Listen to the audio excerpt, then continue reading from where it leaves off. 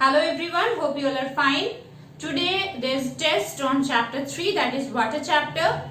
Already the question paper is given. You just after this class take the question paper and give the test seriously. And as every week we do that, every time we do, next day we discuss the marking scheme. This time also we will do the same. Little bit of introduction of chapter 4 I am giving, that is atomic structure and chemical bonding, and parallelly you all start preparing. I hope you all are prepared with chapter 1 and chapter 2 for the test. Now chapter 4, that is atomic structure and chemical bonding, just to give an overview of this chapter, that is what you need to read, and once again to tell that you must follow the council prescribed syllabus.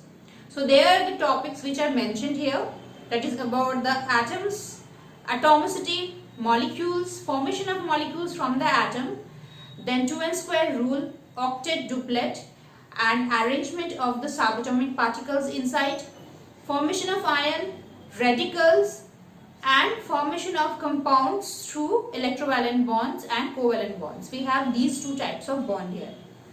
Now coming to the introductory part of this chapter, that is about the atoms. We all know there are 118 elements and they are placed in a very systematic and ordered manner in periodic table.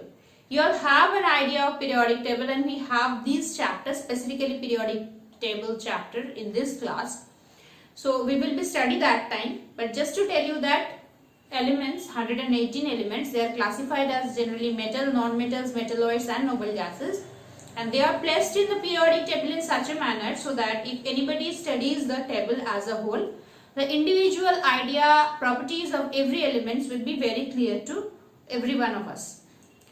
Now if we study in that way, means trains and everything, then the all elements idea will be very clear. And till now there are 118 elements which are found.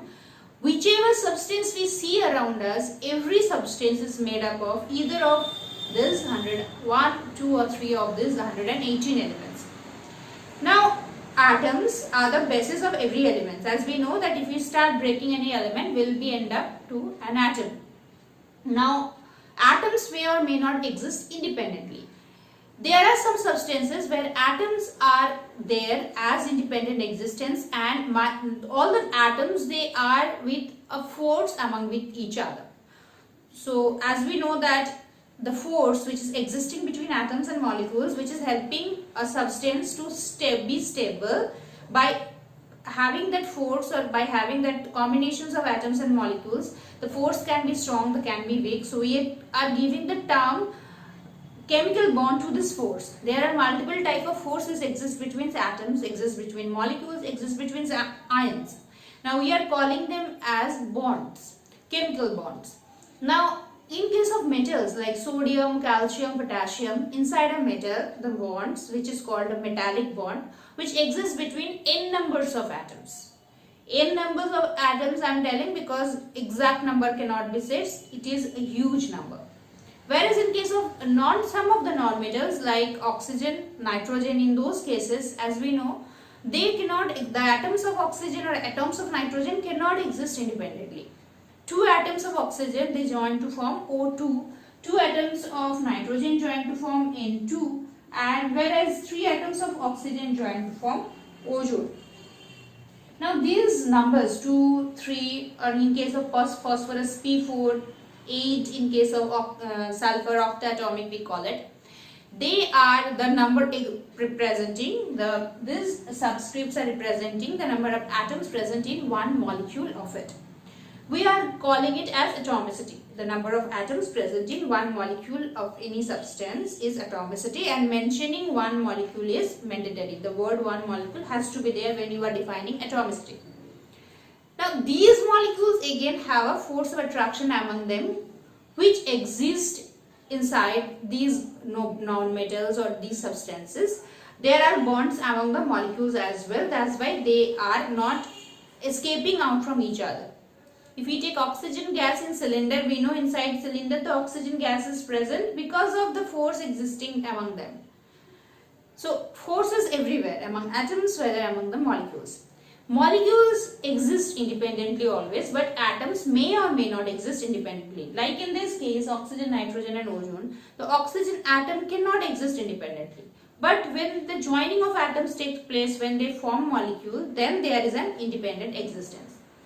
Now, Dalton, who was the first to state about the atomic theory, it was his idea. He said that atoms are indivisible. It cannot be broken down further.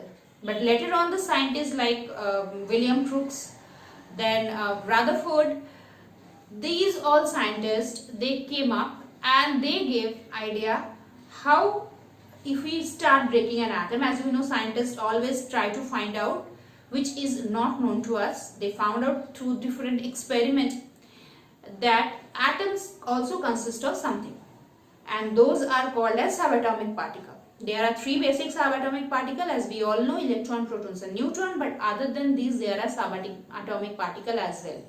Atom is neutral, but inside atom there are negatively charged particles, subatomic particle. Electron, positively charged subatomic particle. Proton, and neutral subatomic particle, neutron.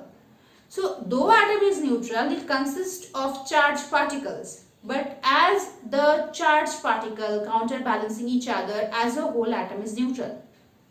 So if we are talking about sodium having a symbol Na, generally the nuclide symbol, which is expressed as 1123. If you can remember, this is the nuclide symbol, where 11 is the atomic number, 23 is the mass number.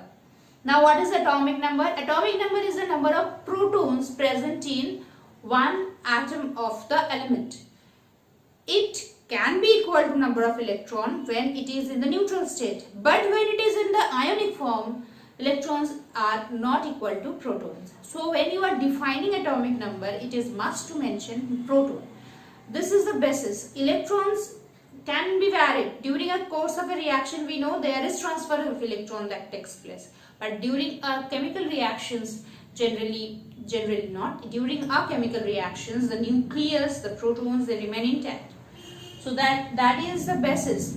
That is the actual word we need to say when we are defining atomic number. So number of protons is atomic number 11. What is the mass number? Mass number is total number of protons and neutrons present in the nucleus. That is, total number of nucleons present in the nucleus of an atom is called as mass number. So if sodium is 11 atomic number, that means number of proton is 11, and here 23 means proton plus neutron.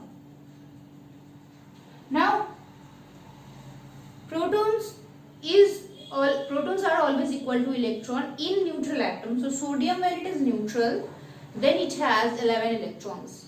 Now these 11 electrons are arranged in different shells. There are shells called K shell, L shell, M shell, N shell and so on. Every shell has a maximum capability to hold a number of electrons. So accordingly there is filling up of the electrons.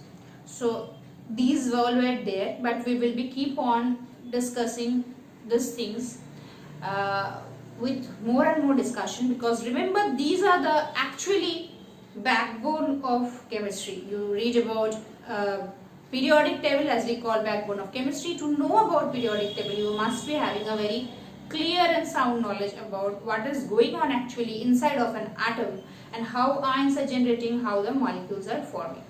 So next day we will be continuing. You give the test after this class, and next day I will discuss the marking scheme, and keep preparing chapter 1 and 2 for the test. Take care and